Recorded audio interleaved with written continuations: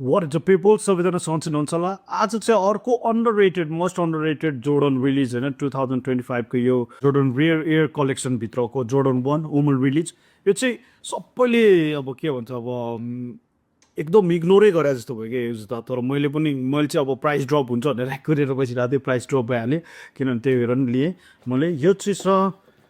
woman release Jordan rare air कलेक्सनभित्रको Jordan 1 cinnabar है यो चाहिँ वुमन रिलिज हो त्यही भएर मैले 8.5मा लिएँ अब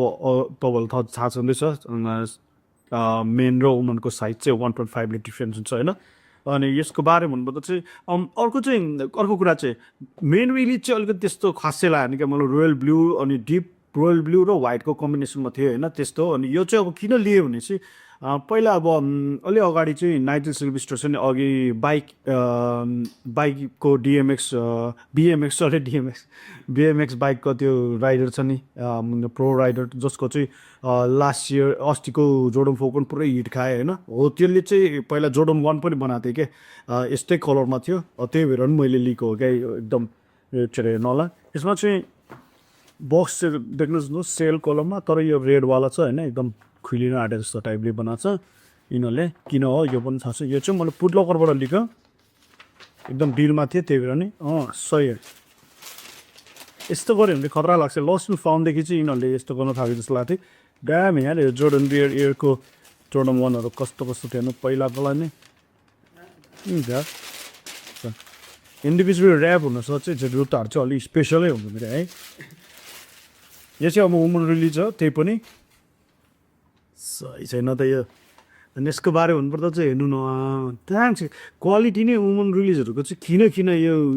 लेदर सफ्ट बनाइदिइ हाल्छ क्या अनि यसको चाहिँ यो बोर्डर पनि अनफिनिस बोर्डर छ क्या यो युएनसी जोर्डनहरूको जस्तो क्या टक्क सही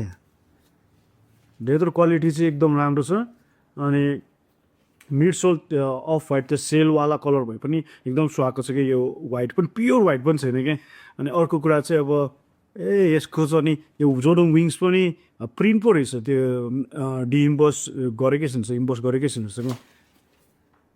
प्रिन्ट के नर्मल प्रिन्ट के त्यस्तो रहेछ त्यो माथि यता भित्रपट्टि चाहिँ कालो छ जोर्डन विङ्स बाहिरपट्टि रातो छ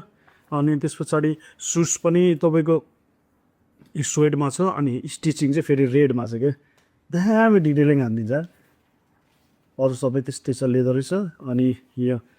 एङ्कलको साइडमा अथवा माथिको साइडमा सकलाइनर साइडमा चाहिँ यो चाहिँ स्वेड नै छ भित्र कुसन पनि अर्कै खालको छ क्या यो अलि भुवा पाएको टेडी बियरहरूको हुन्छ नि त्यस्तो वाला टाइपको छ अनि लेस दुईवटा कलरको यही हो रेड र अलिकति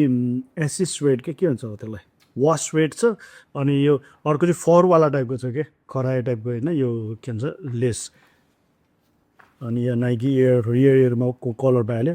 अस्ति देखाएको जस्तै फोमा जस्तै कलर छ यो चाहिँ सबैमा अनि बटम सो रेडमा छ अर्को पनि हो यो रियर एयर कलेक्सनमा चाहिँ अब जोर्डन 4 र 1 चाहिँ यही 1 लिए अरू 3 पनि राम्रो लाग्थ्यो तर 3 चाहिँ अब अति नै अलिकति मलाई त्यस्तो वाउ चाहिँ लागेको थिएन क्या त्यही भएर नि ओके यो अर्को पेयर यो त मैले लगाएको पनि थियो होला सायद त्यही भएर नि यो छ दामी यार डिटेलिङ चाहिँ यो चाहिँ मैले किन यो जुत्ता चाहिँ लिएको भने चाहिँ अर्को त्यही अघि नाइजलको जस्तै देख्छ भनेर चाहिँ मैले मेरो यहाँ यस्तो कलरको क्या होइन दामी छ क्या यस्तै कलर छ नि त त्यही भएर नि मलाई क्या मन परेर लिएको क्या मैले यो जुत्ता चाहिँ कुरिरहेको थियो कि सेलमा आउँछ भनेर त किनभने कसैले पनि धेरै मेन्सनै गराएको थिएन कि यो जुत्ता अनि यहाँतिर अब अहिले त हाइपहरू घटाएको छ नि त जोर्डनहरूको अनि त्यही भएर के हुन्छ भने चाहिँ अब त्यस्तो हाइपहरू घट्न सक्छ नि मार्केटबाट सेलमा आइदिइहाल्छ क्या अनि यो चाहिँ फुटलकरमा कति % अफ थियो 190को रिलिज होला होइन 250को हो नि यो त ओजी हो नि त 250को मैले 165 कि 75मा लिएको क्या $90 समथिङ चाहिँ अफ थियो त्यही भएर लिएको यहाँ चाहिँ अब 360को पाइदिन्छु तपाईँहरूको लागि दामी छ यो समर अथवा समर अनि अटम सुतिर नै दामी हुन्छ विन्टरतिर नै दामी नै हुन्छ यो जुत्ता होइन लगाउनलाई दामी यो रेड कलरको लेस नै लाउनुपर्छ होला यो दामी देख्छ होइन बटन देखाइदिउँ